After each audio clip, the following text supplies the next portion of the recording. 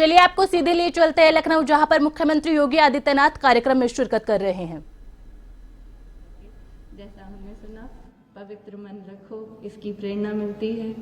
एक समभाव रहने की प्रेरणा मिलती है, सारे रिलीजन्स को एक सा मान देने की, भगवान से प्रेरणा लेने की और भगवान को धन्यवाद देने की प्रेरणा मिलती है। जब मैं कॉलेज में थी तो एक चीज़ से मुझे बहुत प्रेरणा मिली थी, एक बात से, वो छोटी सी बात मैं ज़रूर बोलना चाहूँगी कि इस दुनिया में 80% लोग अच्छे होते हैं लेकिन कमज़ोर भी होते हैं, डरते हैं, अपने बारे में ही सोचते हैं, दूसरों के बारे में नहीं सोचते, किसी का नुकसान नहीं करते लेकिन सीमित रहते हैं। 18% लोग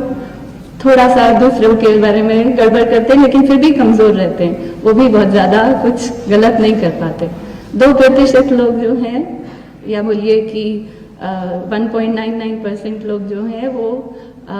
दूसरों के लिए गलत करते हैं, लेकिन केवल 0.01% लोग जो हैं वो ताकत भी लेते हैं, शक्ति भी लेते हैं और साथ में अच्छे होते हैं। तो इस दुनिया में राम जी जैसे लोगों की ज़रूरत है,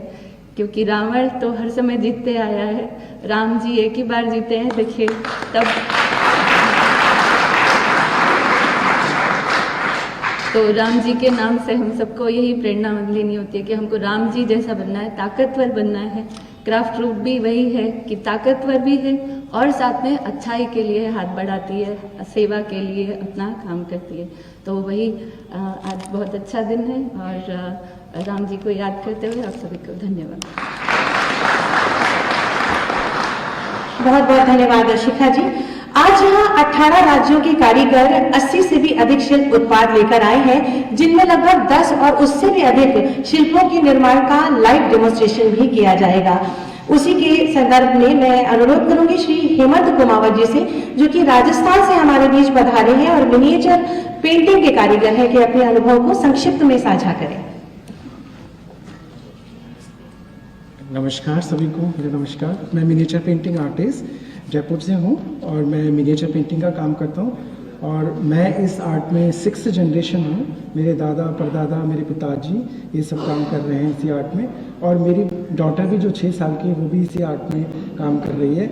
तो मैं क्राफ्ट रूट का भी तहे दिल से आभार व्यक्त करना चाहूँगा कि उन्होंने हमें इस परिवार का हिस्सा बनने का मौका दिया, and thank you so much. बहुत बहुत धन्यवाद हेमंत भाई। माननीय प्रधानमंत्री जी की संकल्पना सबका साथ सबका विकास की सार्थकता के लिए सतत कार्यरत माननीय मुख्यमंत्री जी के दिशा निर्देशन में उत्तर प्रदेश निरंतर आत्मनिर्भरता के सोपान चढ़ रहा है और विश्व के मानचित्र पर सूर्य सा जगमगा रहा है। ऐसे ही तपस्वी यशस्वी माननीय मुख्यमंत्री जी से अनुरोध है कि कृपया अपने आशीर्वचन से हमारा मार्ग प्रशस्त करें।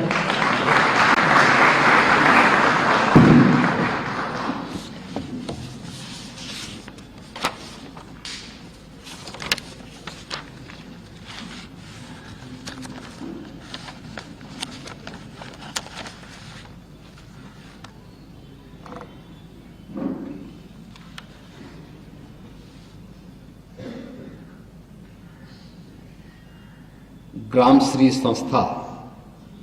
द क्राफ्ट रूट्स द्वारा आयोजित आज की इस एग्जीबिशन के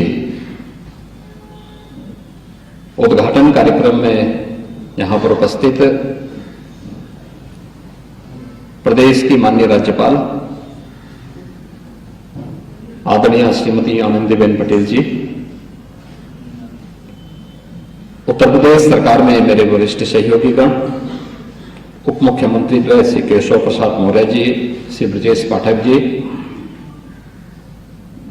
मंत्रिमंडल के मेरे वरिष्ठ सहयोगी श्री आशीष पटेल जी, महापौर श्रीमती सुषमा खरकवाल जी,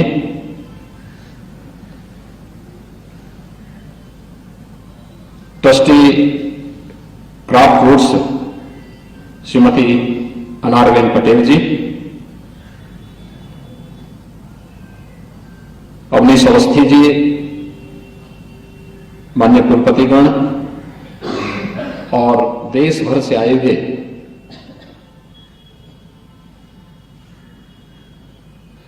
हैंडीक्राफ्ट्स के क्षेत्र में जिन्होंने एक परंपरा को और एक विरासत को सजाया है, संवारा है, ऐसे सभी हमारे हस्तशिल्पीगण और उपस्थित बहनों और भाइयों, मैं सबसे पहले आज के इस एग्जीबिशन के उद्घाटन कार्यक्रम के अवसर पर प्रदेश की माननीय राज्यपाल जी का, प्रदेश के 96 लाख एमएसएमई सेक्टर में कार्य करने वाले सूक्ष्म लघु मध्यम उद्यम से जुड़े हुए सभी हस्तशिल्पियों, कारीगरों की ओर से हृदय से स्वागत करता हूं, अभिनंदन करता हूं।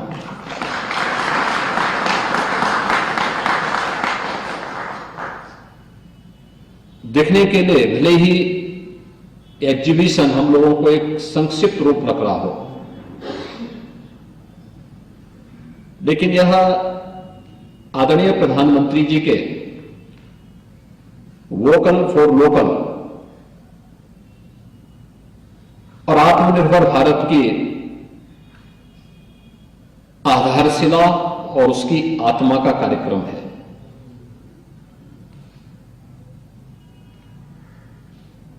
हैंडीक्राफ्ट की ताकत को हम लोग एक प्रकार से विस्मृत से कर चुके थे। यद्यपि आदरणीय प्रधानमंत्री जी की प्रेरणा से हम लोगों ने 2018 में प्रदेश के अपने परंपरागत उद्यम को प्रोत्साहित करने के लिए वन डिस्ट्रिक्ट वन प्रोडक्ट का एक अभिनव कार्यक्रम प्रारंभ किया,